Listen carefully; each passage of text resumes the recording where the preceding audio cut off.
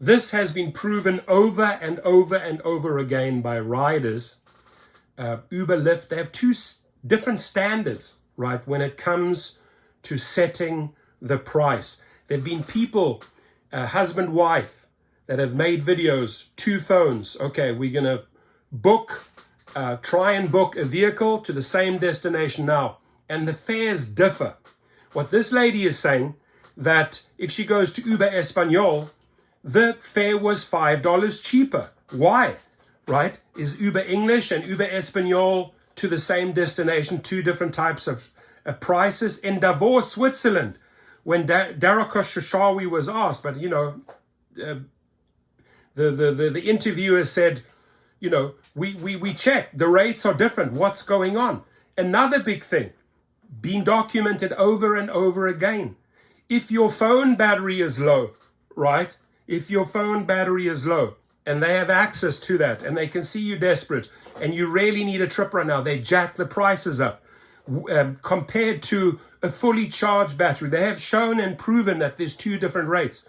So are you telling me, Dara Koshashawi from Uber and David Risher, you have two different standards? If so, class action attorneys strike, and you can easily set them up, right?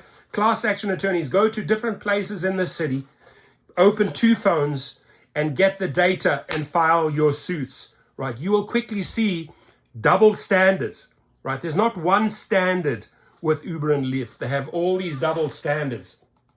Uber is doing something potentially very questionable. Very For questionable. context, for anyone who doesn't use Uber or who maybe doesn't have this option in their area, Uber offers this thing called Uber Espanol, which is an Uber driver who speaks Spanish.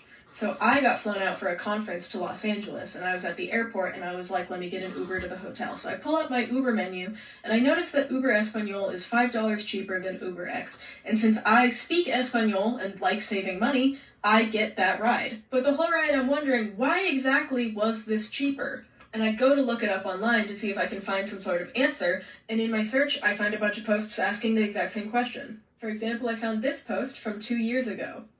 I couldn't really find a definitive answer online, just a lot of speculation, the most common being there might be, for example, more people who speak Spanish as drivers, and therefore, based on, quantity, it would be cheaper to get a driver who spoke Spanish. But two things about that strike me as odd. The first thing that strikes me as odd is that even in a place like Los Angeles, where obviously it's geographically right next to Mexico, and it's more likely to have people who speak Spanish, population-wise, there should be still far more people who speak English than speak Spanish. I couldn't find tons of data, but I was able to find this, and obviously it's a little bit old and it doesn't clarify whether employees are only drivers or if they do some other jobs at Uber as well.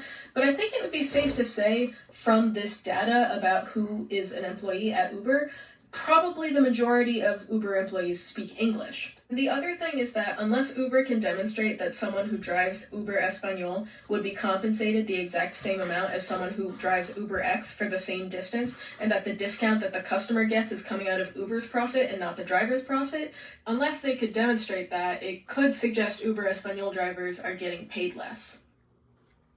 Powerful. That, my friends, is powerful. And listen to her argument, right? She's very factual. She backs it up. She does her research. And Dara Koshashawi, email me, text me. Do you have double standards when it comes to different nationalities, or when it comes to a charged phone or a fully charged phone? Please let us know, because we need some answers here. And class action attorneys, jump on this one. We're on to something big here.